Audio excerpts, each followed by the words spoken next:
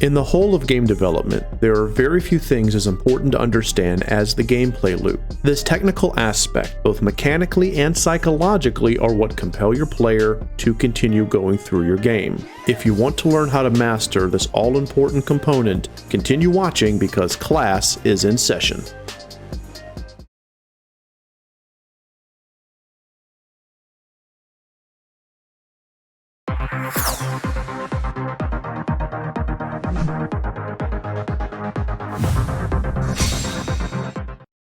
Blow up.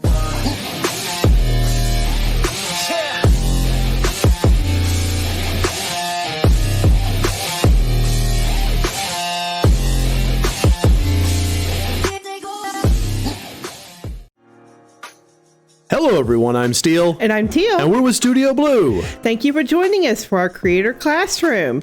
Tonight's topic is the gameplay loop. All right, so this one was picked by you guys. This one was picked by our Patreons and our subscribers. And wow, did you guys pick a doozy. I hope you know what you're in for. This is going to be a good one. Hello, RPG Emma. Hello, everyone else. Steel is actually here at the controls. Teal is going to be monitoring chat along with me. Yep. And so this is the gameplay loop. So this was selected by our Patreon backers and our subscribers on poll, and won by a pretty hefty margin, actually. So this is the gameplay loop. We've actually referenced this a lot in a lot of our different videos and in a lot of our different classrooms and etc. Like, we talk about this a lot. Right. And so a lot of people were asking us, well, what is this gameplay loop? Right. And most importantly, how can I use it in order to optimize our game? Yeah. Hello, Tedsy. Hello, Reverie. Anyone else? Now, remember, as usual, if you are watching us live, please give us a follow and consider subscribing. And if you're watching us VOD on YouTube, smash that like button, click subscribe, jingle that notification bell with tender love, and give us a comment, because this is a big one here, guys. Lots of comments. Lots of comments, lots of comments. Hello, Agape. Welcome to the stream. All right, so what is the gameplay loop, and what is this presentation going to be about? Well, let's just jump right on in. Jump right on in. Yeah, while this one doesn't have a ton of slides, it has a lot of information, and I'm going to be the one presenting tonight because I actually know a lot about this. He's the SME on this. So what are we going to be doing tonight? Well, we're going to be doing a number of things. First off, we're going to be defining the gameplay loop in its entirety. We're going to define exactly what the gameplay loop is, how it relates to your game. We're going to identify and discuss 3 different types of gameplay loops, because when we talk about the gameplay loop, we're actually talking about the entire thing. Think of it as concentric rings. We're going to go all the way, micronize into the very center in the core gameplay loop, and then we're going to pull out the different type of loops that, like I say, make concentric rings. We're going to significantly analyze the core gameplay loop. We're also going to show how a game can break down at each possible loop. Then we're going to significantly analyze that core gameplay loop, which is the most important thing, as well as go through the psychology of it, because there's partially a psychology course in this. Okay, that's what I thought. Yes, There's going to be some psychology. There is absolutely some psychology. And then finally, we're going to give some tips on creating good gameplay loops in general. Because it wouldn't be a presentation without those helpful tips. Exactly. So quick sidebar before we get in here. You can have the best written story, you can have compelling characters, you can have great maps and other design. If your gameplay loop itself breaks down, your game's going to break down, and you're going to have you're going to lose player retention. You're not going to keep your players, and ultimately people are going to think your game is not good. It's going to suffer. Yeah. So let's kind of jump in by actually defining the gameplay loop. All right. So what is the actual gameplay loop? The gameplay loop is a collective set of actions that the player will be doing over a specified time frame. All right, so a lot of people think that the gameplay loop is just one thing. Generally, they think it's the core gameplay loop. And while the core gameplay loop is very important, that's just one of many. All right, so how does it exactly work? Well, the gameplay loop runs continuously during gameplay. All right. Each turn of the loop, that means each time the player goes through the loop, it processes user input. Oh, thank you so much for the follow. Ah, thank you, Mind Medley. Awesome. Thank you very much for the follow. All right. Let me get back to this. So each time that loop turns, it processes the user input without blocking. That's basically the raw input the user has. That could be like pressing a button, moving a joystick, moving their hand if it's in VR. That's actual user input itself in its rawest form. It's a command of some kind from the player translating into your game. That's the first part of the loop's iteration. Then it updates the game's state and then renders the game. So without going too deep into the math behind that, each time you do something, hello Reverie. No, it's not possible. You have to have a gameplay loop. In fact, you have to have at least a core gameplay loop or you don't have a game. So, to kind of go into the math of what I'm talking about by rendering input, updating state, and rendering the game. The engine itself is going to process that input. Then it's going to update all that code. Things like position of a character on screen, state of a particle effect, database information like enemy health or drops. It's going to process that, and then it's going to render that. So that is the actual engine itself pushing the loop forward. Now, the actual loop itself, and what's not shown on screen, the loop itself is that process, that cycle of input, feedback, input, feedback. And the reason I'm giving you guys this in the most broad stroke of definitions is you have to understand that theory behind the gameplay loop before we look at the core loop and kind of come out from all the other different types of loops that come from it. You have to, it's always input, feedback, input, feedback. So you can't just have input, input, input, input, and no feedback. The player won't know what they're doing. They won't know whether they're doing the right thing or the wrong thing. Also, you can't just have output, output, output. That's a video. That's not a game. So keep that in mind as we go through this. Every single iteration, every single rotation through the loop, every turn requires a combination of user input and engine output. And this, the final part here is the gameplay loop will track a passage of time, and that passage of time controls the rate of the gameplay. You're going to see as we get into the core loop that this can be a matter of seconds, while the more higher level loops, the larger loops that go into the outside, can be minutes, hours. All right, so if you have any questions, by the way, just as with all our classrooms, throw it out immediately. I understand this part is highly, highly technical, and I promise everything I just said will fall into place shortly. And Teal, if you have anything that you want to add, please go ahead. Absolutely. Okay, so let's go and talk about the 3 different types of gameplay loops. And I want to preface this by saying there's a bit of arbitrariness here. The actual only loop that is truly defined in the game development industry is the core loop. Everything else that comes afterward, all those secondary, tertiary examples. No, Agape, that's not really an example of a core loop. I will get to that in a second. The gameplay loops are all theory. There's no, like, you're not going to reference a gameplay loop in programming itself. Not like this. It's all the theoretical things that occur. So let me kind of go here, and then we'll kind of field, is this a loop, is this a loop, is this a loop next? So the 3 types of loops that we're going to go over tonight are the core gameplay loop, or the core loop. Then we're going to go over what I refer to as the engagement gameplay loop, then the main gameplay loop, all right? There are no actual official terms for these higher level loops. I still just call the loops above the core gameplay loop, engagement, and main. Some people call them the secondary and tertiary loops. Some people call them the high level loops. The important thing to note is that that core gameplay loop is central to your player's gameplay experience, and everything else, think of it like, again, concentric rings, grows from there. So let's move on and talk about the most important thing you as a game designer are going, yes? Okay, so the concentric rings you're talking about. So the middle one would be core gameplay. No, the center. Okay. Yeah, this is middle center, sorry, yeah. Mm-hmm.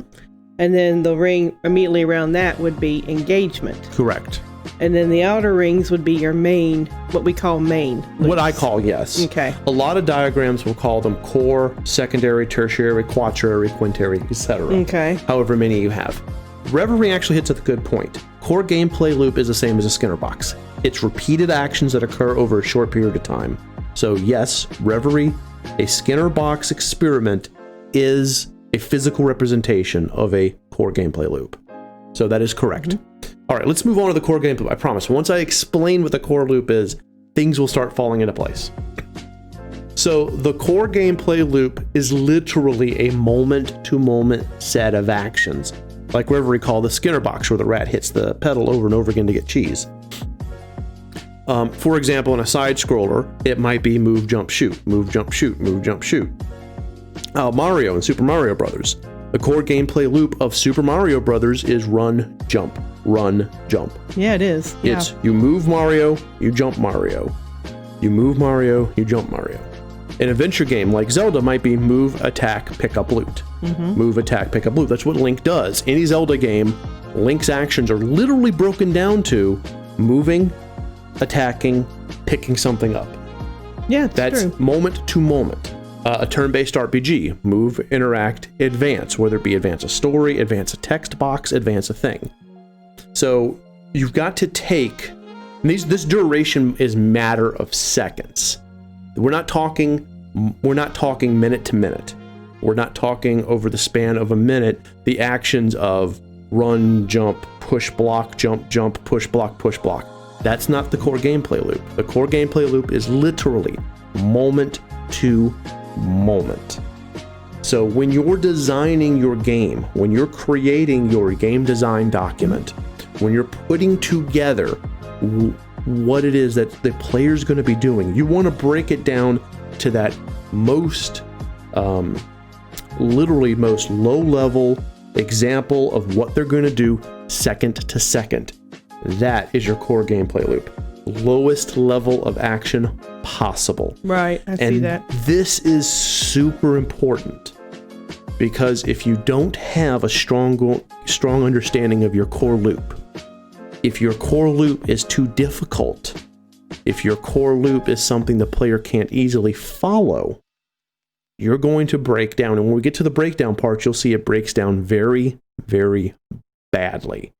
And there's many ways it can break down. We'll go through that when we get to that part of the presentation. For now, if you have any questions about core loops, go ahead and bring them up. Teal, would you like to talk about core loops at all? Well, it's just the most basic thing that happens in the game. I mean, it is the game. Yes. Core gameplay loop, that's the game. That's the game. That's the game. For the side scroller, I literally just picked up like Metroid. That's the example of side scroller. Yeah. Move, same as moves, jumps, and shoots. Castlevania, move, jump. Move, jump, whip. Things like that. So you got to think in those terms when you're developing the loop. Now, don't think that you have to have it exact. Well, my player's not always going to move, then jump, then shoot. Sometimes he's going to jump, then shoot, then move. We get that. We get that. Don't be that granular on your detail. Create a little map of what they're going to be doing moment to moment that moves them through the level. That's your loop. Let's move on to the next ring. Now we're pulling the ring out. So we're going out. Now, okay, that's the engagement loop. The engagement loop, right. So the engagement loop provides higher level goals that are reached by the player performing the core gameplay loop over and over again. This keeps the players occupied. It keeps them from getting bored. Now, this isn't necessarily a loop per se, but the goals are things that the player accomplishes by engaging in the core gameplay loop. So, in the very center, you have your core loop. Then you pull out, and your gameplay loop, and your engagement loop is the result of them performing that core loop over and over and over again. Okay. For example, in a side scroller, it might be traversing obstacles, collecting stuff. like in Super Mario Brothers. A Super Mario Brothers level, when you break it down, is Mario doing the run, jump, as he clears obstacles, collects mushrooms and fire flowers, etc. That's all he is doing. You know, you can sit there and paint up all these pretty little power-ups that turn him into frogs and raccoons and stuff, but what is he basically doing? He's grabbing a power-up and using it to clear an obstacle, which is literally just running and jumping. Running and jumping. An adventure game, solve puzzle, kill monsters. When you get down to it, that's what Zelda is. You know, The Legend of Zelda has all these little things. I mean, even Breath of the Wild nowadays has, you know, oh, I can craft things and have fire in my campfires and stuff. But you're still basically having Link kill monsters and solve puzzles. In that, you know, just over and over again. And he accomplishes that by moving, attacking, and picking something up. Moving, attacking, picking something up. A turn-based RPG. It's basically exploring the environment, fighting in the battle scene. Let's look at Dragon Quest XI. Dragon Quest XI, at its core, is you move the luminary interacts with something, there's a result from that interaction. That's the core loop. The engagement loop is he explores the environment and he fights in the battle scene. That's your minute-to-minute higher level. So the whole point of the engagement loop is to engage the player. It keeps the player from being bored. It keeps the player from losing interest in the game. It keeps the player occupied. Anything on that? Anything at all? Anything you want to add? No, this is very straightforward. Okay. And of course, the duration is a matter of minutes. It's very, very short. Very short. Okay, give me a second here. Boom. I just need to make sure something. Okay, moving on to the main gameplay loop. Now we're pulling the circle out even further. Okay, in the main gameplay loop, this is your beyond minute to minute. So this is a longer term set of instructions. They're broader. They're longer term goals. They're goals that can span minutes to hours. So the core loop, second to second, moment to moment. The engagement loop, minute to minute. The main loop can be minutes to hours. I see that. These are your longer term goals. This is what the player accomplishes by performing the engagement loop in various ways, because remember, the engagement loop's not actually a loop, which they accomplish by doing the core loop over and over again. So you started small and now you brought up to the biggest possible level. This is the gameplay loop that Teal and I often talk about when we talk about the gameplay loop in games we're critically analyzing, like the games in our critical plays or the games that we're doing, let's plays of or critiques of. The main gameplay loop is what the player has to accomplish in order to move the game forward. Okay. For example, in a side scroller, it would be completing a level, moving to the next level. That's the main loop of like Super Mario Brothers. You complete the level, you move to the next level. You complete the level, whether it be through the flag or a warp zone, you move to the next level. The adventure game, like The Legend of Zelda, would be completing a dungeon, advance the story, change the area. So, all right, in The Legend of Zelda, you finish level 1, get that piece of the Triforce, then that advances the story forward, then you move to the next area where level 2 is, etc., etc. Turn-based RPG, like Dragon Quest XI. You complete an area, advance the story, explore a new area. So the duration, of course, is, like I said, minutes to hours depending on the game. Yeah, it depends on the game. And also, like the engagement loop, this isn't necessarily a loop, but it's a long-term goal the player accomplishes by engaging in the core loop and the engagement loops until complete. Really important thing to note, that this main gameplay loop, short games like Flappy Bird, Angry Birds, won't really have this. The main gameplay loop of games like that is just continuing the engagement loop until you lose or want to stop. Let's talk about Flappy Bird. Okay, little Flappy Bird games. The core loop of that is tap the screen to make the bird go up. not tap the screen for the bird to go down. So the core loop is tap the screen. The engagement loop is tapping the screen so the bird goes through obstacles. That's the whole game. There is no main overarching loop. You're just doing the engagement loop until you're bored or you lose or you want to stop. Same thing with Angry Birds. With the Angry Birds style games, the core loop is drag your finger, point bird at pig, let go. It's aim, shoot. The engagement loop is toppling pigs, toppling pig fortresses. And then that's it. That's all the game is.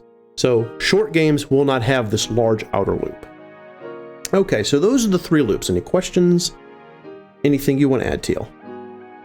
No. Okay. All right, we're going to move on to some additional info. All right, so you will layer these loops, like I mentioned earlier. You're going to start with your core loop, which you have to have in the center. Then you're going to pull out to your engagement loop, and you can have multiple engagement loops. And then you're going to pull out to the main loop, and there can be multiple main loops. Keep in mind, when you're designing, you're only going to have one core loop. And it may vary slightly as you go through your game. So the core loop in one part of the game may be run, jump, run, jump, run, jump. Let's look at Kingdom Hearts, great example. Okay. The core loop when Sora's not in the gummy ship is run, jump, fight, run, jump, fight, run, jump, fight. That's the core loop. The core loop in the gummy ship is move, shoot, move, shoot. So the core loop can change depending on the phase of the game and what they're doing, but there's only going to be one core loop per part of the game. For example, in Kingdom Hearts, there's one core loop when Sora's on foot, and there's one core loop when Sora is in the gummy ship. There are multiple engagement and multiple main loops for each of those pieces of the game, but only one core loop. And that's what you as the game developer have to remember. You got to titrate all that down to break it down to its most low-level components. That's your core loop. You're going to go through many iterations of these loops when you're going through game development. You're going to start off with your diagram for your core loop, and as your game changes, that will change. Even more so for your engagement and main loops. You're going to start designing your game, you're going to have your core loop, you're going to have your engagement loops, and then as you tweak your game, as you change your game, as you add features, as you remove features, that engagement loop and ultimately those main loops are going to change. And that's okay. Okay, anything, Teal? No, well, yes. When you're making your loops, okay? Right. And you have to change something, then make sure that all your loops reflect that change. That is true. If you make a change to the core loop, make sure that your engagement and main loops reflect that. Yep. If you make a change to an engagement loop, make sure that your main loops reflect that. When you're making change to one of the loops, make sure that all the loops moving outward, higher level, reflect those changes. You don't necessarily have to change going inward because you don't necessarily change your core gameplay. For example, let's talk about the gummy ship in Kingdom Hearts 1 and the gummy ship in Kingdom Hearts 2. The core loops are the same. Move the ship, shoot. Move, shoot, move, shoot. In Kingdom Hearts 1, the engagement loop is different than Kingdom Hearts 2. In KH1, you're moving on basically a trench. There's really no other way to describe it. It's a straight shot down a corridor, and you're shooting Heartless ships. So the engagement loop there is different. In Kingdom Hearts 2, the camera moves around. Sometimes you're shooting to the port, sometimes you're shooting starboard, sometimes you're shooting ahead. So that changes. That's a more involved engagement loop. But the core loop for both is the same. So you could feasibly say that they took the core loop for Kingdom Hearts 1's gummy sequence and then just changed the engagement for Kingdom Hearts 2. The core loop never changed, but the engagement did. The core loop being move, shoot, move, shoot. Exactly. Okay. Exactly. Okay, we'll go ahead and move on. Guys, if you have any questions, of course, throw this out. All right, breakdown. Now, this is super, super important. The reason that I was hammering the importance of that core loop is that when that core loop breaks down, your game becomes effectively unplayable. Yeah. Either the game can't be completed by the player just can't play the game, or, for example, the game might be so difficult because the core loop itself doesn't translate well into the actual coding in the engine that it doesn't matter. The player can't continue. Right. So that's what happens. You need to make sure that core loop never breaks down. Well, you don't want any of your loops to break down. But especially that core. That core loop breaks down, your game is going to be virtually, effectively unplayable. And if they can find a way to horse their way through it, then they are gods among men. Now, the engagement loop, this is the second one. If this one breaks down, the game will become boring to the player. Very, very boring, because there won't be anything engaging them. They'll be doing effectively the core loop over and over again without any feedback that gives them a sense of forward momentum. It'll become monotonous, and you don't want that. And then finally, the main loop. The main loop, if it breaks down, certain gameplay points could be rendered irrelevant, and there might not even be a point in them playing certain pieces. We're going to go over the examples next, but when we do, I want to talk a little bit more about these breakdowns. Okay. So here's some examples here. For example, Ninja Gaiden for the NES. That is a good example of when the core loop starts to break down. And that is because even though the action is basically run, jump, attack, the difficulty of those jumps, some of those jumps required such hair precision. Ooh, yeah. That it became virtually impossible for many players. Now, I'm not saying Ninja Gaiden's an unplayable game. I'm not saying that it's an impossible game. I'm saying it's just a good example of when the core loop broke down. The player is expected, now this is when we go back to what we talked about in the very beginning of this presentation. Gameplay loops are effectively user input, engine output. That's all it effectively is, that math of input in, output out. So in Ninja Gaiden for the NES, the player had to input those inputs at exactly the right moment with incredible precision in order to get the desired output. Otherwise, they would die. So that is a breakdown of the core loop. The player had to be extremely fast. Really fast and really good. And really precise. Otherwise, they wouldn't get the desired feedback. Now, the engagement loop, Final Fantasy 13 for the PS3/Xbox 360. The game itself is mostly just run, fight, run, fight. You know, it's you move and you fight. However, since you're mostly running down corridors, then fighting, then repeating that with occasional cutscenes, the gameplay, even though the core loop is sound, and let me just say this, we give 13 a lot of shit. Final Fantasy 13's core loop is very sound. Where it breaks down is the engagement loop, because there's so much monotony that the player becomes bored and disinterested. Now, yes, there are people who enjoy Final Fantasy 13, but more do not because of that monotonous same thing over and over and over again, where the engagement loop felt a lot like just a wider version of the core loop. Yeah. And then finally, the main loop breaking down. Diablo for the PC, specifically the auction house. The auction house circumvented the first two loops, the core and the engagement. Diablo has a great concept. You run around, you shoot monsters, you get loot.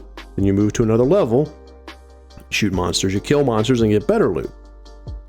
Diablo has a very strong core and a very strong engagement, but then it introduces this auction house, and everything just kind of becomes irrelevant. What's the purpose in fighting your way through a game if you can just go to an auction house and get your items?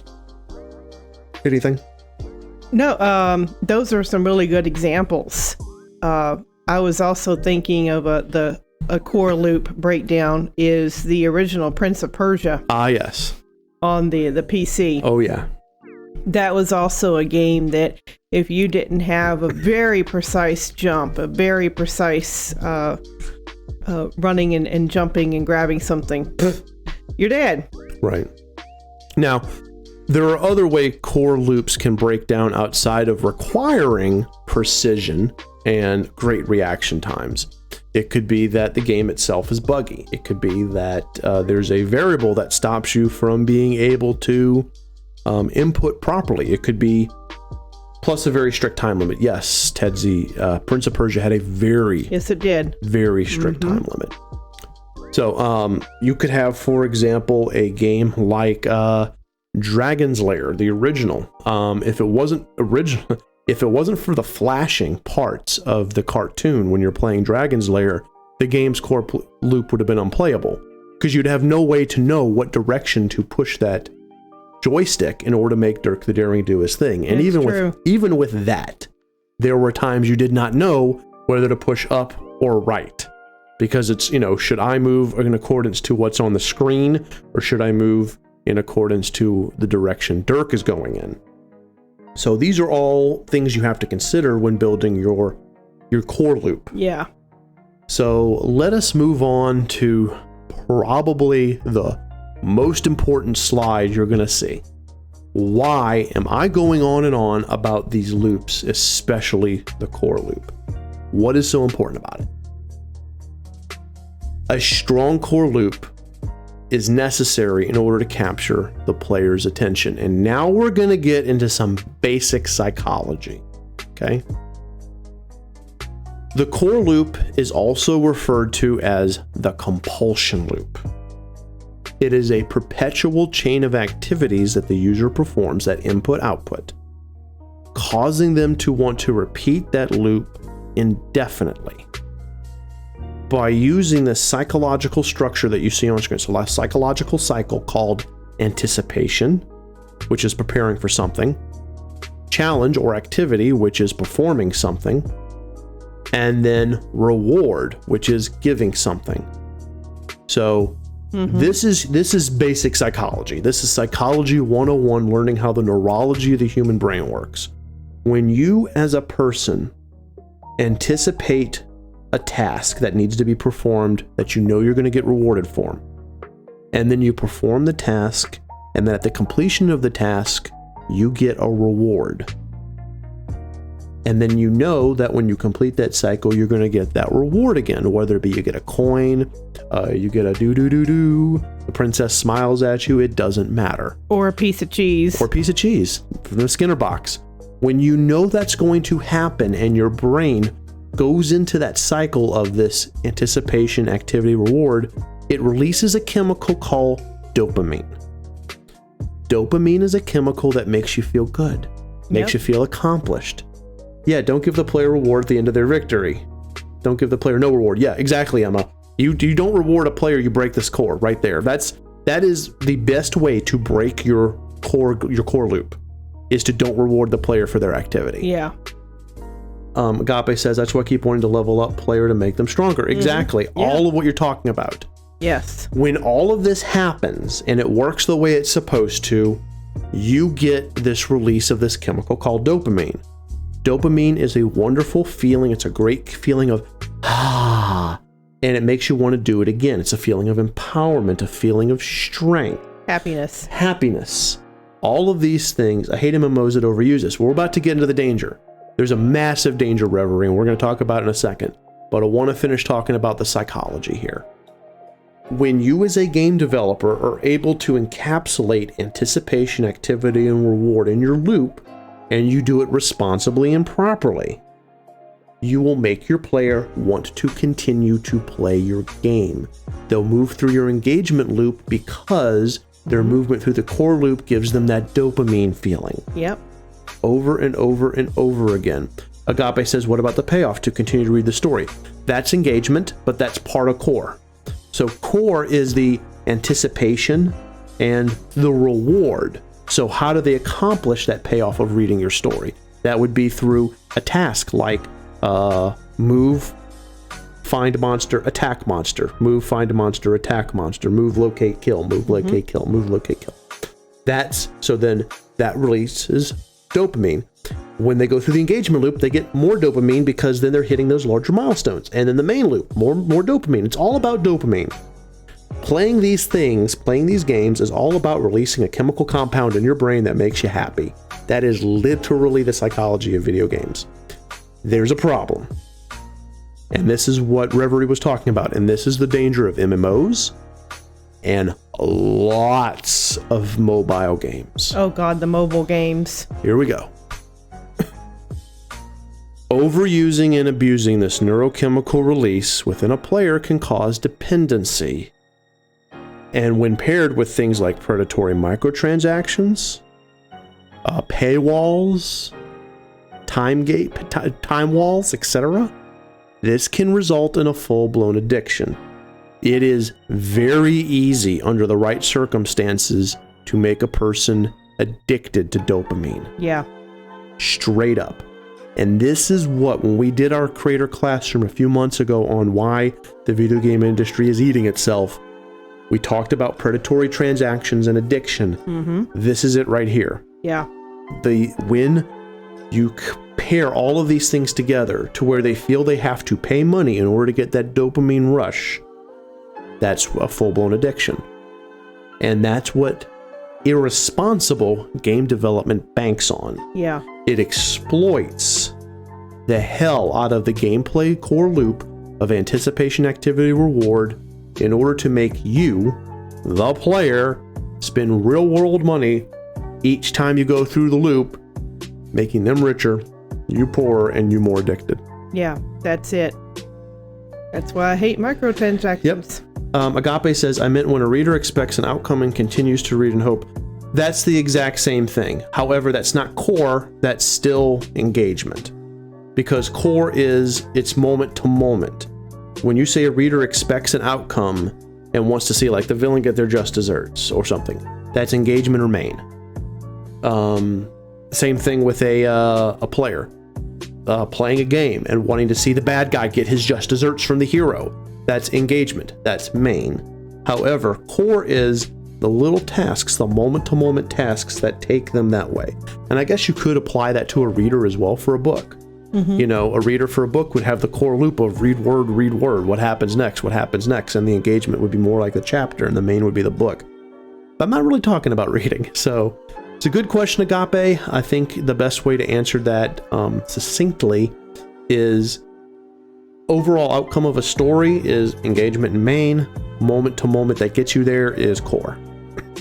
All right. That sounds pretty good. Yeah. Any questions, any thoughts on your end, Teal? I know how you have strong feelings about the real world addictions and stuff like that, and how you've seen the exploitation really harm people. I have. I've seen it firsthand. People get sucked into playing this one game, and they were spending real world money, and they were spending a lot of money per month. And they got to the point where we had to have intervention. Yeah.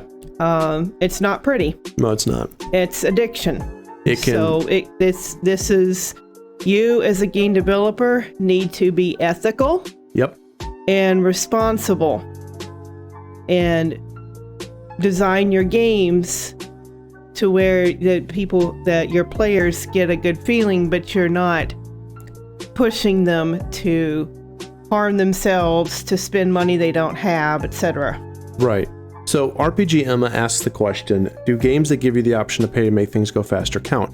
Those are actually some of the worst. Yes. If not the worst. Yeah, that's bad. Because what they have done, what the developer has done is they've manufactured a problem. Mm-hmm. They created the problem, which is a delay to put up a city.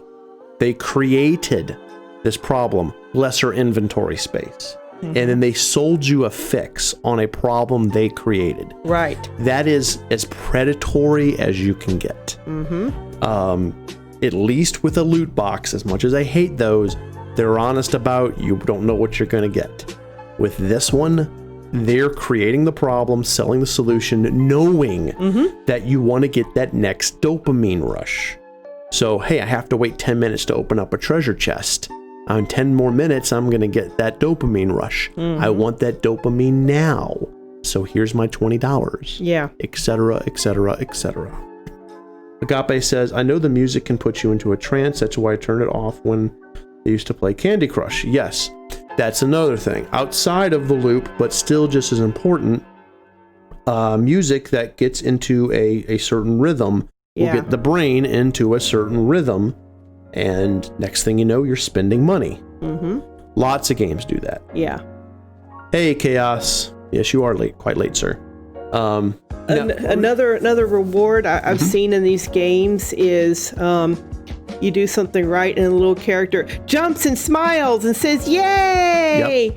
And when you do something that makes you lose, the character goes, "Aw," and it cries. And you feel like a terrible person because you've made this little video game character sad. Yeah. This is all psychology. This is all exploiting dopamine, exploiting neurochemicals. Mm-hmm. And it is completely unethical. It's disgusting. Yeah, it's unethical to take it so far. Teal, can you go a little further on this? I gotta hit the restroom. Yeah, it's unethical to take it so far, as I said, that you end up harming your player. Forcing them to pay real world money in order to continue to get their happiness, in order to continue playing your game. So I urge everyone to be responsible, ethical developers. Do we have any further questions or comments? What about the boxes that use fake gold that you buy, continue playing the game, but not real money? Well, how do you get that fake gold? Because a lot of games that I've seen, you use red rubies to do this or do that. But if you need more red rubies, you have to buy this ruby package for $9.99, and this will get you 100 rubies. I'm back. And also, I heard what Teal said. And then they create sales that aren't really sales. And that too gives you that dopamine rush of saving money. Saving money. You're not actually saving money. It was always $9.99. They just made you think that it was $13.99. Yep. It's all manufactured. It's all using your brain's chemistry against you. Here's a bunch of stuff for 99 cents. Buy this stuff now. You have 15 minutes to buy this stuff for 99 cents. Yeah, in 15 minutes it goes back up to $5. So, yeah, there's all that. Like in an RPG, you find it or you get it into battles. Yeah. Yeah. Okay, so Agape also asks, what about loot boxes that use fake gold? That's what I you addressed. did? Okay. I did address that. So, unless you have a different answer from 9. You're fine. Okay. Okay, let's move on. When we get to the question and answer at the end, we can talk about all this at length. The point is that you as a developer, it's your responsibility to be ethical in the use of this important cycle of anticipation, activity, reward for dopamine. You have to be very ethical. And when you do it, you create a game that's going to be fun to play. So let's talk about perfecting that loop. Ah, yes. So here are the keys to a perfect gameplay loop. First, have a clear goal. Give the player a single main objective. Doesn't have to be explicitly stated. However, the player should intuitively understand what this goal is from the mechanics and the game world. For example, in Angry Birds, the clear goal is to smash the green pigs. You don't really need to see anything else other than bird on one side, pigs in the other, and the opening scene you saw, they were stealing eggs and now the birds are pissed. It's all you need to know. It's a clear goal, very clear. Mm-hmm. So you want, in order to have your gameplay loops be perfect, you want the goals to be as clear as humanly possible. Second, use a strong theme, very important. Okay, develop your gameplay loop, especially your core loop, around a concept or idea that unifies all of your design choices into a coherent whole. All of it. This could be things like your theme is exploration of the unknown. It could be an allegory of birth, life, and death. It could be standing and fighting for what you believe in. Things like that. Like, let's talk about this. Basically, Super Mario Bros. Core loop is one of moving forward to a goal at all costs. That's a theme. Mm-hmm. The theme of Super Mario Bros. Is moving forward towards your goal no matter what. Just happens to be from left to right. The theme of The Legend of Zelda is overcoming adversity of any kind. So use the core loop to enforce this theme, and then do the same for your engagement and your main loop. Think of a theme. When you start developing your game and you start writing down what your core, engagement, and main loops are going to be, figure out what the theme is. There was a great game called Journey. It was out many, many years ago. You move around, and it's an allegory of life, birth, life, and death. The Last Guardian. The Last Guardian, the theme is partnership. Mm-hmm. You know, that love you have with your partner, your guardian creature. Ico. I'm using a lot of those games, by the way, because that's a really good studio. Their theme that is unified through their loop is friendship. Yeah. The friendship between Ico and the princess. That's it. You know, friendship, trust. That's the theme. So come up with a theme for your game. Make sure the core loop exemplifies that, and then branch it out to all your other loops. And then finally, this one's specifically towards the core loop. Specifically. Keep it short and sweet, okay? The actions of the core loop should be quick and repetitive enough for the player to easily perform. Remember, you want anticipation, activity, reward, dopamine. So you want to do that. So make it quick, repetitive. The player can easily perform it over and over and over and over again. For example, with Contra, it's run, jump, and shoot over and over again. You're running, you're jumping, you're shooting, and hoping you don't get killed by monsters. Running and jumping.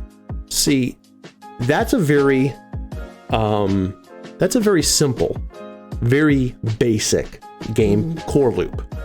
Contra's a very basic game. Yes, it's difficult, but it's very simple.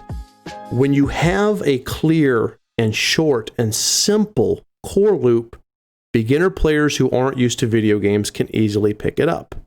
Skylanders, Spyro the Dragon, those games, Crash Bandicoot. I know some of those games are difficult, but it's something that someone can easily pick up even if they're not much a video game player. Mm-hmm, right. A lot of the racing games that are out there, you can pick it up really easily.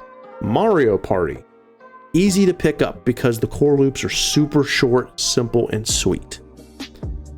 Now, when you go to more complex ones, like let's talk about Batman's Arkham City, which is leap, glide, punch, parry, counter, use a tool. That's a more complex loop. That's going to appeal to more experienced players. So when you're developing your core loop, not only do you have to have a clear goal, not only do you have to have a strong theme, but you want to make sure its complexity is equal to, do you want it for a beginner audience, intermediate, advanced? Think of that. There is no way any one of you, or me, or any game developer out there can create a very complex core loop and expect beginner game players to pick it up. Keep it simple, keep it easy, and then only make it complex if you want to have it be just for the most advanced players. Anything you want out of that, Teal? Yeah, it sounds like you've got to know your target audience before you sit down and game. It's almost like you have to research before you start developing, right, honey? Yeah, project planning, man. Project planning. If only there was a creator classroom that was done on project planning. Sniff. Sniff. All right, and that's what hard mode is for. Thank you. All right, let's go over some final tips here, okay? These are Steele's 6 little happy points for a perfect gameplay loop, okay? First, establish. Establish your core loop during pre-production. You need to have that when you're in that pre-alpha phase. Before you do any work on the engine, before you get down and start doing any programming, spriting, mapping. When you're still in the pen and paper phase, establish your core loop. Yeah. Okay? Yeah. And diagram it. Mm-hmm. Use those little, like the little pictures we had earlier where the hand was drawing the little circles with the loop. Do that. Trust me, that'll help a lot. Do it for your core, do it for your engagements, do it for your mains. Allow. After you design your core loop and all your other loops, allow it to grow with your game. Don't stifle it to stay within the lines. That's the worst thing you can do. Yeah. The psychology that has to be applied into a core loop is going to be there regardless of whether you have something really simple or really complex. It's just whether or not the player gets that dopamine for completing the loop.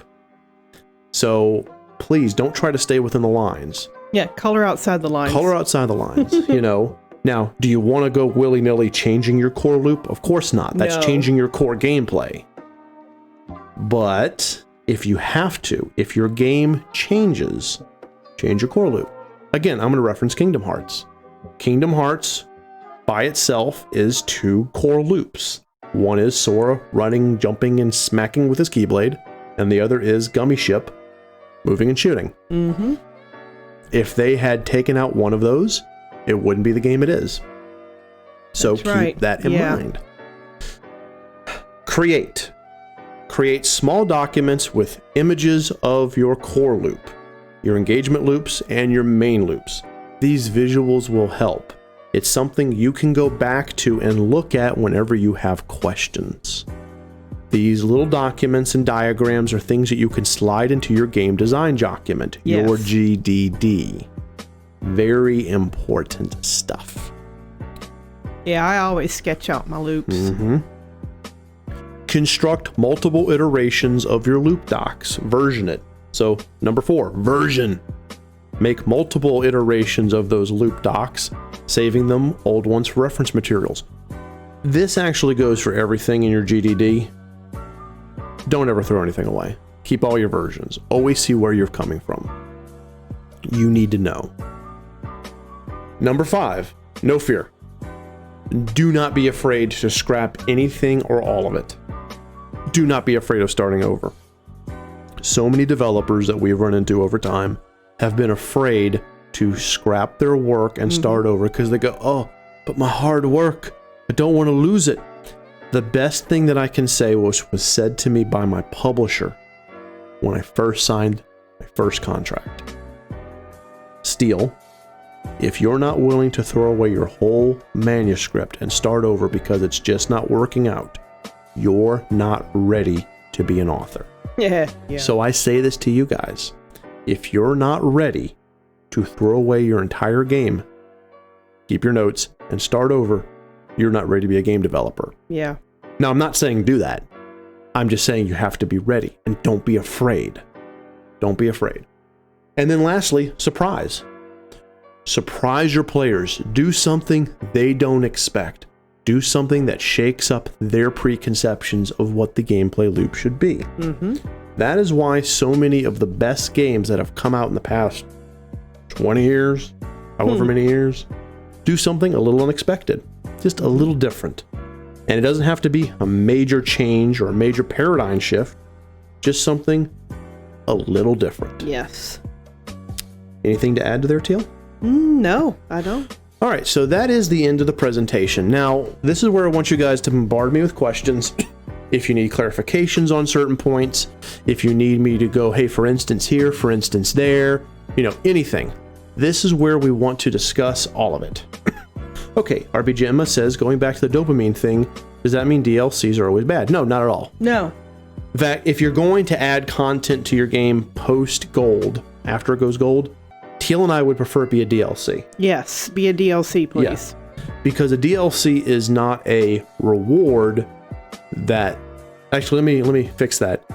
If the DLC was part of the base program that you withheld on purpose in order to get more money, shame on you. If it's additional content that adds to the experience of the base game, that's fine. Yeah. DLCs are fantastic. I have a love-hate relationship with Dragon Age Inquisition and Trespasser, because in many ways it's not needed, but in other ways they kind of should have just put it onto the base game. Mm-hmm. However, let's talk about Dragon Age Origins. All the DLCs that are in Dragon Age Origins, none of them are necessary to complete the game. Right. Everything from Shale, I think that was like the Stone Prisoner, right, to Witch Hunt, all the little pieces, parts. All of them. All of it. Added to the overall experience, but was not necessary to finish the game. Mm-hmm. That's the kind of DLC that Teal and I agree with. Ronald says, is a random encounter a good thing for dopamine? It can be, yes. It was done right, yes. Dopamine releases when a player expects, when there's anticipation of an impending challenge and reward. That's what the dopamine releases. It releases when you, the player, anticipate, if I do something, I'm going to get something. Then they do something, and then they get something. Yes. When those three things happen, it releases the dopamine. So if it's a random encounter because that's part of your game, then yes, it could. I actually never make random encounters in my game because I hate it. Then don't. That's not what's going to cause that release of dopamine in your game, Ronald. Let's say, for example, your game it's an RPG with on-screen encounters. They know that by running into that enemy and beating it, they're going to get loot. That triggers the cycle. That triggers the release. So random isn't needed. Chaos says, like Pokemon Sword and Shield DLC. Exactly. So it's a DLC that enhances, not a DLC that completes something that should have already been there. Correct. These are good questions, by the way. I want to go back to the actual psychological cycle. This is not something that's easy to master. There are people who go to school, and there are people whose job is this. Yes. That is their job. When they're creating a game, their job is to figure out exactly what will trigger the largest release of these chemicals. It's not just dopamine, but dopamine's the big one. The largest release, you're very welcome, RPG Emma. Let me try one more time. There are people whose job it is to figure out what will trigger the largest release of these chemicals and then apply it to the game. The best thing you can ever do to really understand how it works is look up the Skinner box. It's Skinner box, two separate words. I love the Skinner box. It is example. With this, I think it was a psychiatrist named Skinner, put a rat in a cage and had the rat, every time the rat would hit a lever, the rat would get some cheese. And the rat learned that if he hit this lever, he would get some cheese. Then what Skinner did was he had it so that when the rat did not hit the lever, it got a small shock. So a lot of games will do that to you. Not only will they exploit that whole dopamine release cycle, but they'll punish you for not playing. That's like your game where you have to spend your gold coins in order to open up your loot boxes, and you have to spend those red rubies that Teal was talking about in order to build up your characters or your lots faster. Yeah. And if you don't do it, then you're penalized. You're given this feeling of you're failing. Oh, your city's not coming together enough. The water main broke, that kind of thing. Right. That's the Skinner box. And exploiting the Skinner box in video games has been happening since time immemorial. The whole video game industry was built on this. So it's your job as a responsible developer to use it ethically. Yes. In order to reward your player and make them want to continue to play your game and to make them love your game. Not use it in order to milk them for money. Yes. For a chemical release that is literally momentary. Tedsy says, or like farming sims where your crops go rotten. Exactly. Yes, that's it. That's it, Tedsy. You got it. One of the big things that Studio Blue tries to do is we try to teach ethical game development. There's a lot of game development companies and a lot of game development YouTubers out there, and they all teach the theory, and they're all very good. We go one step further, and we try to teach you ethical game development. Because what we want to see is the market get flooded with games by people who love the games they're making, and they're doing it, whether they get paid or not, that's not relevant, to reward the player with a fulfilling experience. Yes. Because if you do that, and you need to make a living off of it, players will pay you if you make them happy. Players will also pay you if you trick them into paying you, then they hate you. Yeah. I would rather treat my players right, get them to pay me for an experience that made them happy with no frills attached, and make less money than if I leeched on them like a goddamn lamprey and had them hate me. I'd rather cut down on the amount of money I'm making and have my players have a fulfilling, rewarding experience. Any other questions? And Teal, any thoughts on your end? I mean, this is high technical stuff. Yeah. This is, you have to understand player psychology. And it's okay if this just for you guys was like, okay, but how do we do it? How do we do it? Right. It's okay if you felt like all you got was a bunch of theory and not a bunch of how-tos, because this stuff right here, the gameplay loop, you could take years learning how to perfect it. Teal and I have been in the industry for years, and we haven't figured out how to perfect it. We figured out how to make it work. Yes. But not to the level that some of those masters out there. Right. Stab all the monies. Stab the monies. Hello, Murda. Ronald says basically he wants their game to be more story focused than what can be the reward for them. Okay. So it's, again, and I think I understand where the confusion's coming from for people. It doesn't have to be a tangible reward. You have to make them anticipate the reward for doing a thing. So Ronald, in your case, you want your core loop to be the anticipation of, when I accomplish this task, I'm going to get information. When I accomplish this task, I'm going to get story. That's how you want to build your loop. Accomplish. Hey, I do this, I get a story. So gameplay loop is anticipation. I'm going to get a story when I do a task. Do the task, get the story piece. And then get the story piece. That's your thing, Ronald. That's how you want to do it. Forget about the minigames. The minigames are fun. The fights are fun. That's fine. Those are all stopgaps to, they do a thing, they get a new lore. They get new info, what Agape said. Right. Agape asks, what is an example of doing something unexpected in an RPG game? Well, I like the Fun Size Forge. That's a good example of a gameplay loop that's addictive. That's true. In a positive way. So the Fun Size Forge in Dragon Quest XI. It's a very different way of doing crafting. It's not at all realistic. But when you do it and you get that perfection for doing someone's armor or glove or weapon, right, that absolutely releases a dopamine release. That's absolutely. Now, if you ever watch Agape, any of our critical plays of Dragon Quest XI, when Teal gets perfection, the highest level on a piece of gear, we cheer. That's a dopamine release. So that's a good example. That is a very good example. Yeah. Chaos, what is the best way to add money mechie? I'm not sure what you're asking. A money Chaos. mechanism? A money mechanism or plugin? The best way to add a money? Yeah, I'm not sure what you're asking. A money element? Yeah, if you're asking how to add like a monetization of your game, or are you talking about putting money in your game?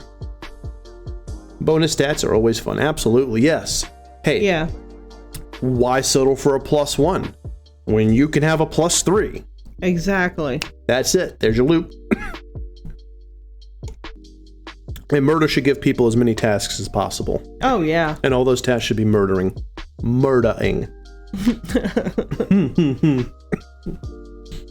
People who value potential. That's right. Well, that's actually true, though. All jokes from Leaf aside.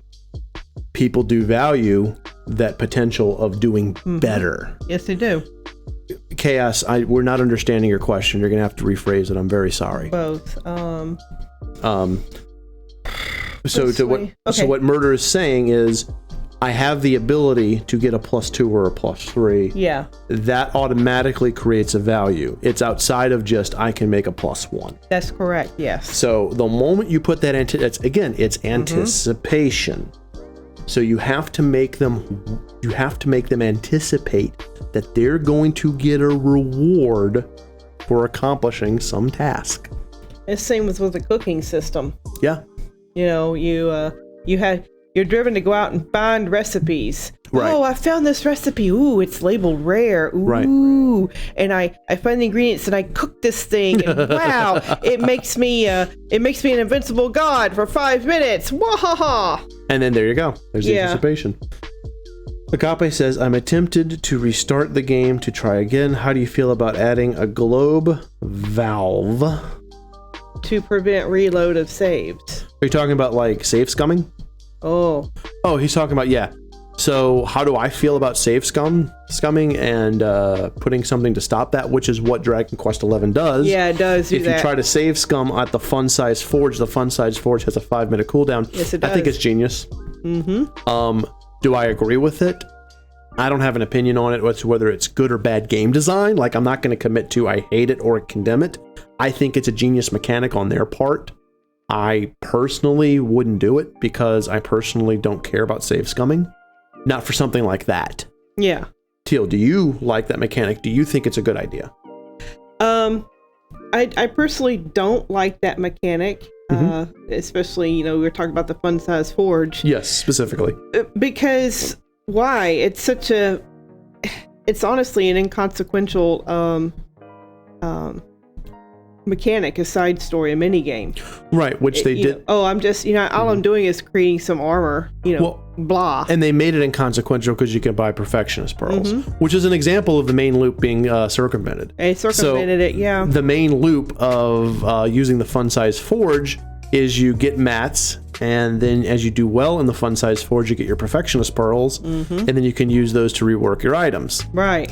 However, by being able to buy perfectionist pearls at the l'Académie, it circumvents that loop. Yeah, because now you don't have to actually forge to get the pearls. You just go buy them. Right. So that's an example of a breakdown. That's a breakdown of the loop, yeah. Right.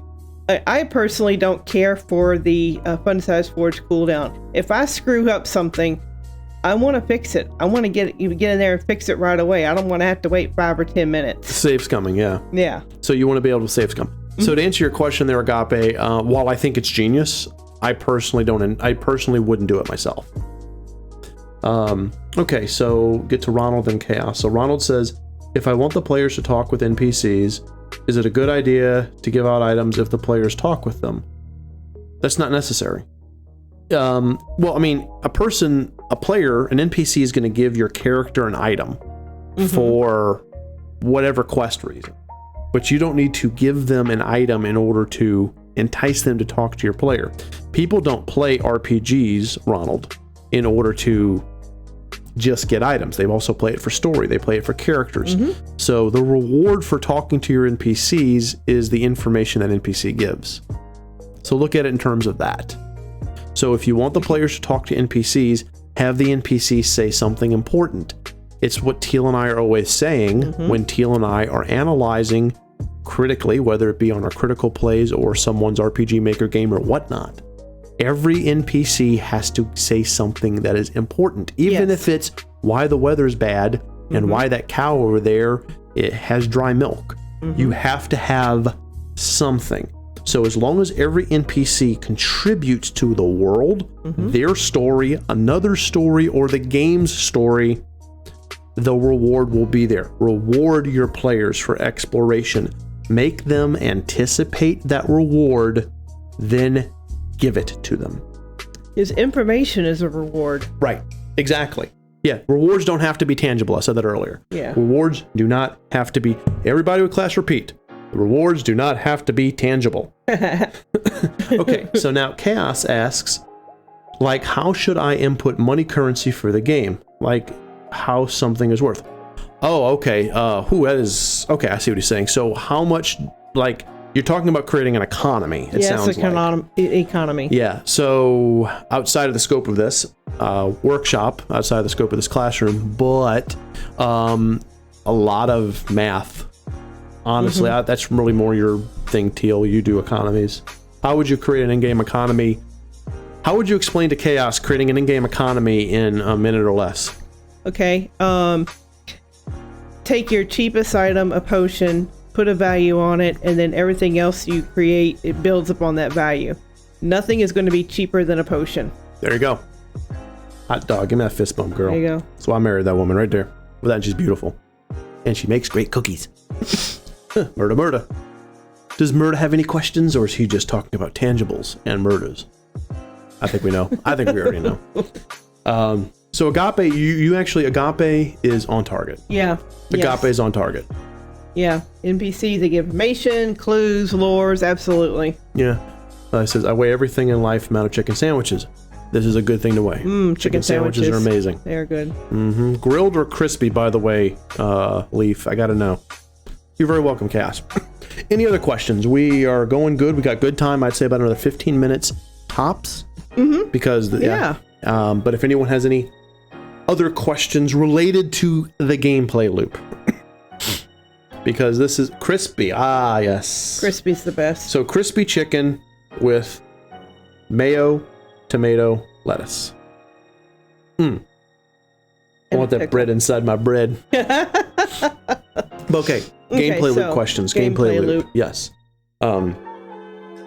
Again, remember each piece of your game, one core, multiple engagement, multiple main. Pardon me. So if we don't have any more questions in the next few minutes, I'll go ahead and call it. I'm just going to give you guys up to 15 more minutes to ask questions. Ronald says, funnily, I started half a year and still don't know how to make a game. I think you're fine. Ronald, were you in our game jam? Because there's a couple of Ronalds there. Chaos asks, what would you be acceptable for spending money in game? Are you talking about spending real world money in your game? Ronald says, I actually throw away 2 chapters last week. Sometimes you got to. I can't even tell you, Ronald, how many times I have tossed entire chapters or parts of a manuscript. Yeah. So, okay. So Chaos is asking, when and how is it acceptable to spend real world money within a game? I'm gonna give my answer and then Teal can give hers. Sure. Mine is it's never acceptable. It is microtransactions across the board is something Studio Blue and Steel are completely against. I never agree with it. Teal, your thoughts? I agree with you. But I also want to say that it's acceptable to spend money for a DLC. I guess in that regard, if the DLC is purchased from an in-game menu, I'll accept that. However, a microtransaction But microtransactions are a no-go. No. There is no line, that is a no-cross line for Studio Blue. Yeah. We do not agree with it. We stand firmly against it. Ronald says, yeah, Ronald, babe. Well, Ronald, you did a game in the game jam. That's fine. Yeah. You made a game. You did good. You made a game. Ronald, that is more than what most people can say. Yeah. You made a game. There are people, Ronald, in our community who have not made a game yet. So, congratulations. You got a leg up. Yeah, you do. Good job. Yeah. Seriously, good job. Agape says, I don't like it. I see it as a money pit. It turns me away. Yeah.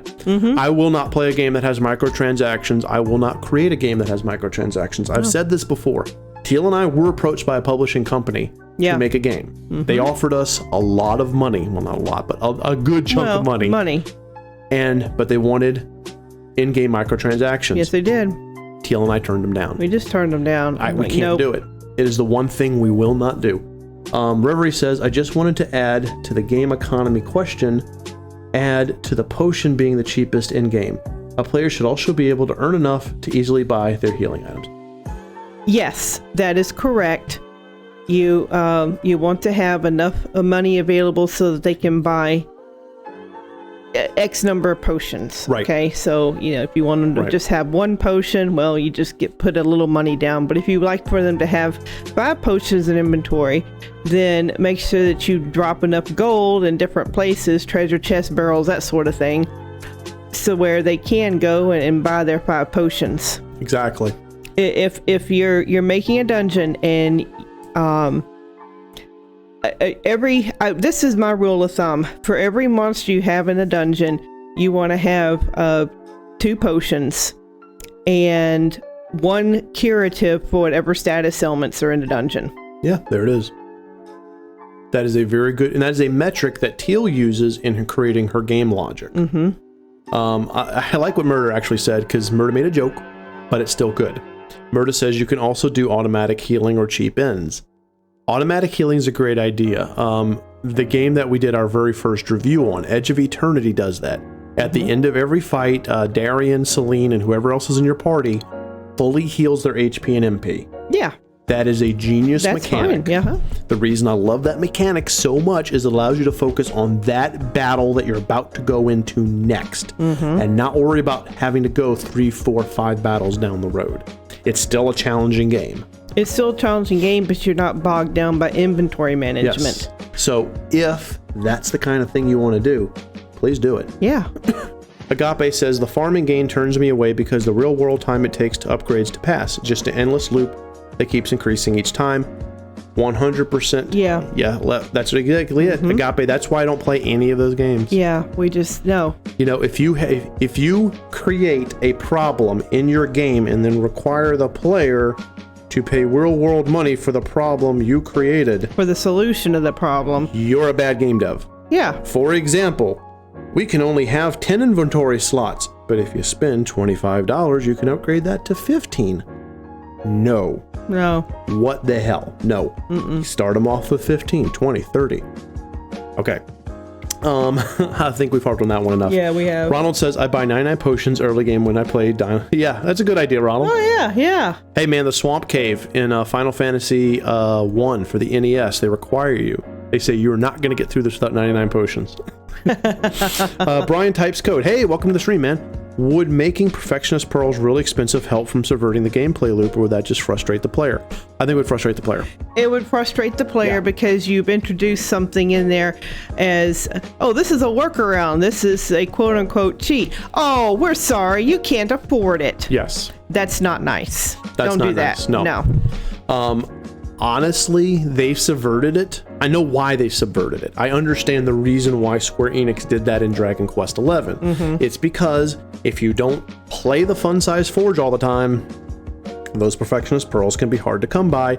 And because they've turned on the anti-save scumming, they really punish you for screwing up in the fun size forge. Yeah. So it's easier just to go buy some. Yeah. However, they did subvert their own loop. So They did. the best way to do it, Brian, the way to fix it would be you don't buy Perfectionist Pearls. You make the fun size forge a little easier. Yes, make You it make easier. it a little less punishing. That's what you do. You fix the mechanic, not the patch for the mechanic. Thank you. Yeah. Tedsy says, I have a love-hate relationship with starter packs. What do you mean? Are you talking like starter packs where like you start a game and then you pay like $5 for like a card and some gems and stuff? Yeah, like in ESO. Oh my God, I don't know what you're talking about. You can buy the adventure starter pack, and you get this number of potions and this thing and that thing and some food and. I get what Tedsy means. Yeah. Yeah, I would have to say I have a love-hate. I'm more on the hate than love side. Yeah. Because again, you're kind of rewarding them for spending real world money, but not. It's a line that I don't like. It's going towards pay to win. It's going to, and right. I don't like pay to win. But it's not there, so they're like, oh, but it's not really pay to win, because you're right, it's not. But it's still, it's on the road to pay to win. Just because the line is there doesn't mean you have to put your toes on it. Thank you. Yeah. Agape says, I turned the cheat on in FF9 and then abandoned the game. Yeah. I get you, man. All right, 7 more minutes. If anyone has any other gameplay loop questions or wants to talk about the game economy. Economy. It says fun bags. Yes, fun bags. Interesting story about gameplay. We're going to get it in 2 words at a time, multiple lines, because that's how Murder does it. But, when we... Yep, you're going to do it. Yeah, he's going to do it. Murder. But seriously, while he's typing his story, it's not something you guys are going to master overnight, and it's okay. Follow this over and over again. Read this, watch this Creator Classroom, ask us questions on Discord, read up on it, Google it, Google the gameplay loop, Google core loop, core game. Because not only is there a lot of information out there, but there's also YouTube videos. Some developers have taken the time out to show you the code, how to code loops and things like that. Yeah, how to visually create your loop so that you have a visual representation, and then how to use it. Watch psychology videos on the compulsion loop. Oh, yeah. Google compulsion loop. Yeah. Google Skinner box. Watch videos on it. Learn how it works. But remember, be ethical. Please be ethical. Agape says card games that you have to spend money to complete the collection with random cards. That's basically why Magic the Gathering is one of the highest grossing card games in the history of all things. Thank you.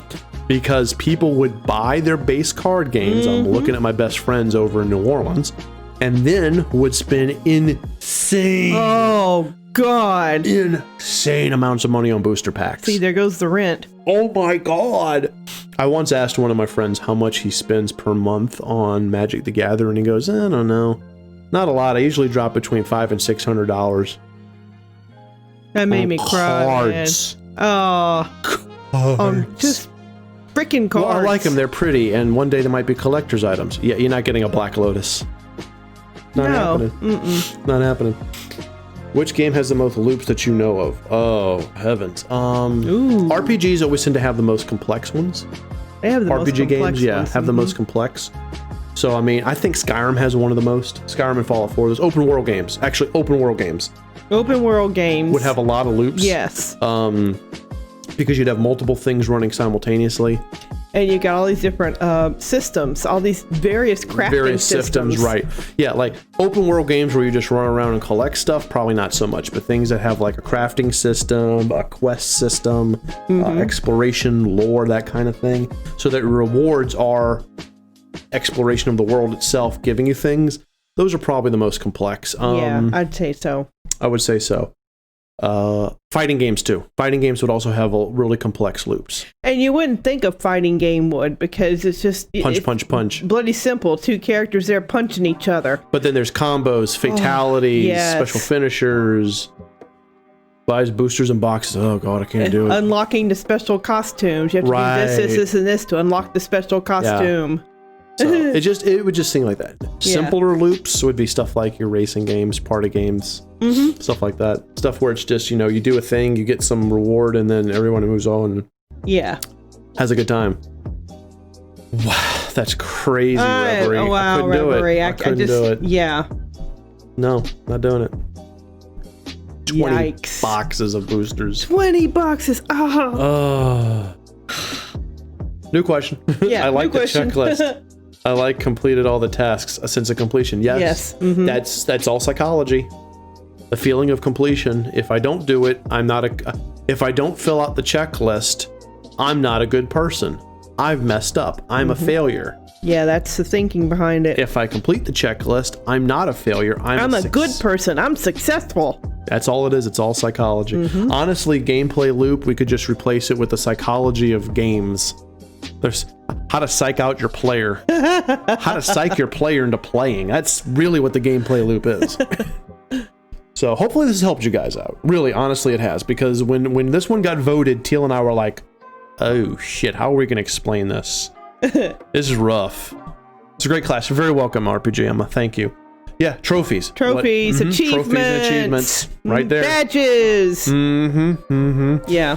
There are games out there that have made me play them incessantly just to platinum. I've fallen for the gameplay loop too, trust me. Until Dawn, I actually had Teal, because I was tired of playing the game, I actually had Teal play the run on my account where you had to kill everybody. Yep, I did. Because one, she wanted to kill people because she hated them. I hated all of them. Two, I just didn't want to play the game anymore. Yeah. So, yeah, I know about it. Trophies are a great way to get if you're designing a game, regardless of your engine, put trophies or achievements in your game. That is the amazing way to get people to want to play it. Yeah, but make sure they're obtainable. Please don't do something like, the only way you get this achievement is if you play jump rope without missing 200 times or dodge 200 bolts of lightning. Screw that. Don't do that. Don't do that. Don't do that. Horrible thing to do. Horrible. Yeah. Anyway. Yeah. Anyway. So we're gonna go ahead and get wrap this sucker up. I am gonna say that what we mentioned Wednesday. Okay. So Wednesday after Dragon Quest 11, we're going to come back around 11 o'clock our time, and we're going to have the awards ceremony for the RPG Maker MZ. You Got It Now. Use a Game Jam. Yes, we are. So not only do you guys get a game with us on Wednesday, but you also get an award ceremony where we're going to announce the winners. So wear your best duds and strut down that red carpet. All right. So last comments here. Let's see. Ted Z says the worst one encountered was B2. We had to cut down every single tree. Oh, God.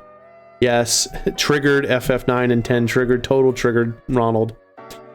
I played a game. There was one achievement that cannot be unlocked. Ew, I hate that. Ew. Yeah, it was FF9 with a jump rope and FF10 with the bolts of lightning. Yep. Oh, the lightning bolts was 10 or 10-2? That was 10. Okay, 10. That was 10 for Lulu's Venus Sigil. So dumb, so dumb. Yeah. So we have to put the steel and teal trophy. Oh, thank you, Chaos. All right, we are going to call it for now. Yeah, we are going to call it because it is late and we want to get ready for bed. So I want to thank you guys again for being here and doing this. Like we said, this is a very complex topic, but you guys seem to take it like a bunch of bosses. Please join us Wednesday for Dragon Quest 11, and then Wednesday night at 11 Central Daylight Time for our award ceremony for our game jam. Woo! Thursday is Horizon Zero Dawn, and Friday is our beginning of our fireside chat. So if you like what you saw, lay the smack down the like button below, subscribe to our channel, consider supporting us on Patreon, connect with us over Facebook, Twitter, Discord, and we'll see you in the next video. See you next time.